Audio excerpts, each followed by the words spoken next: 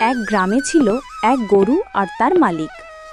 নির্দয় মালিক না করত গরুর পরিচর্যা, না তাকে সময় মতো খাওয়া দাওয়া দিত। সারা দিন তাকে দিয়ে জমিতে চাষ করে নিয়ে আবার সন্ধ্যাবেলা তার পিঠে বোঝা চাপিয়ে বাজারে নিয়ে যেত। এভাবেই দিনের পর দিন তাকে খাটিয়ে মারত। গরু হয়েছিস মাল টানার জন্য, এত হাম্বা হাম্বা করার কি আছে হতভাগা? চল চল, তাড়াতাড়ি যেতে হবে। আরে চল।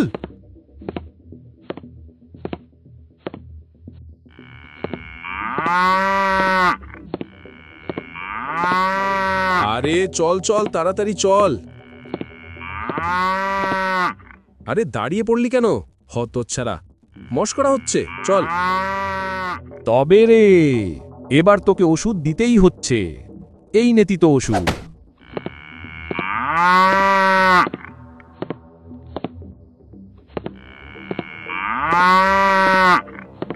যাই বলো ভাই, তোমার গরুটা বড্ড বচ্চাত। খালি বোঝা দেখলেই হাম্বা হাম্বা করতে লাগে। আরে বাবা, গরু হয়ে এই পৃথিবীতে জন্মেছিস কেন? হ্যাঁ, বোঝা বইবি বলে না? না হলে ভগবান তোকে গরু বানিয়ে পাঠালো কেন রে বজ্জাত গরু?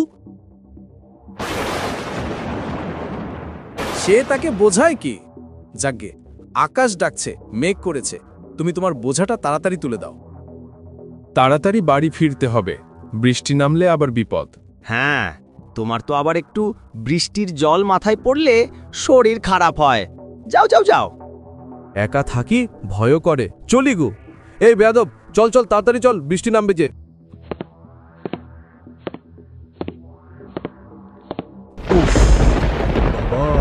কি বৃষ্টি! উফ, না, যে এক গ্লাস গরম দুধ খেতে হবে। ঠান্ডা লাগলে যে চলবে না, অনেক কাজ। বৃষ্টিতে ভিজে মালিকের এলো প্রচণ্ড জ্বর। বিছানা থেকে ওঠার ক্ষমতাটু নেই তার।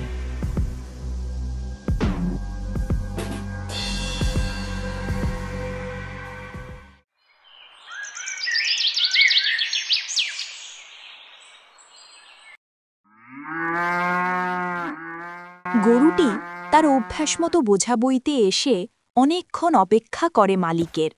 তারপর ঘরের ভিতর ঢুকে দেখে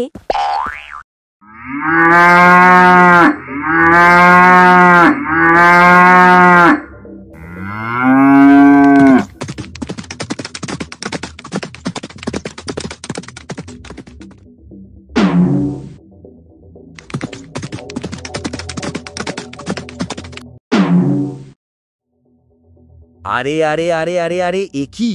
আরে আরে হিস হিস হিস, হ্যাট হ্যাট হ্যাট, যা! আরে একই, গরুটা যে ডাক্তারবাবুর চেম্বারে ঢুকে গেল। এ কি রে, এটা কি ডক্টর বাবুর পোষা নাকি? দূর মশাই, ডক্টরবাবু তো বড় লোক, শহরে থাকে, গরু পুষবে কেন? তাহলে যে এভাবে ঢুকে গেল, হ্যাঁ রে, পাগলা গরু নয় তো?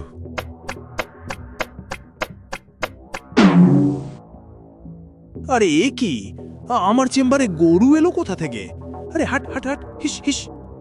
আরে চল চল চল, ভিতরে চল। কি হলো, যাবি না? দূরো মশাই, আপনি কি পাগল নাকি? দেখলেন না কিভাবে ছুটে এসে ডক্টরবাবু চেম্বারে ঢুকে গেল? ও নিশ্চয়ই ছদ্মবেশী কোনো বাঘ, সিংহ হবে। জীবিত থাকতে চাইলে পালা এখান থেকে, তাড়াতাড়ি পালা।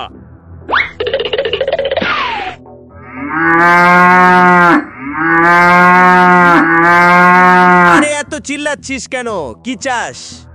আরে এ তো মহা বিপদে পড়ে গেলাম আমি। আচ্ছা বল বল, কি হয়েছে বল। তুই তো হরির গরু না, কি বললি? তোর সঙ্গে যেতে হবে। আচ্ছা বেশ, চল চল।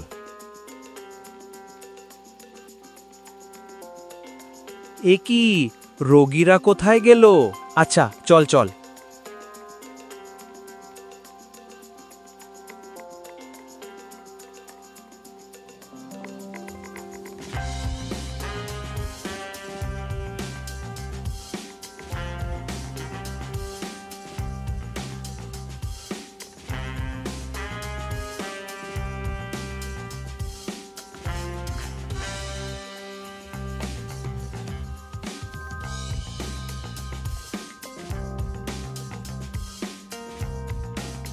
সর্বনাশ, এ তো জ্বরে বিহুশ।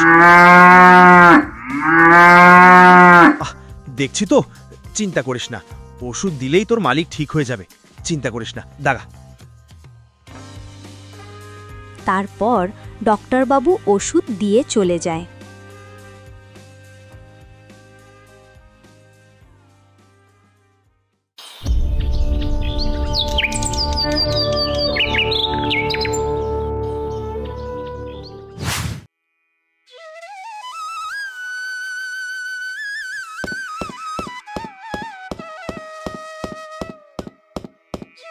এই তুই এখানে পড়ে পড়ে ঘুমাচ্ছিস? চল চল, অনেক কাজ পড়ে আছে।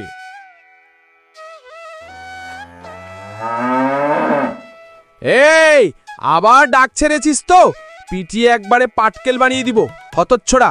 শরীর এমনিতেই খারাপ, মেজাজ তেতো করে দিস না। চল চল।